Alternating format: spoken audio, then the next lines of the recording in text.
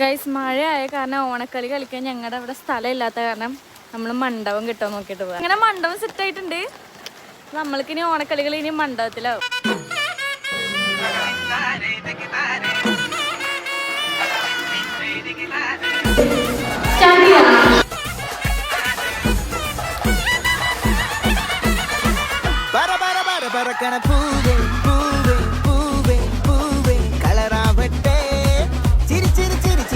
ചുണ്ട് ചുണ്ട് ചുണ്ട് ചുണ്ട് പവറാവട്ടെ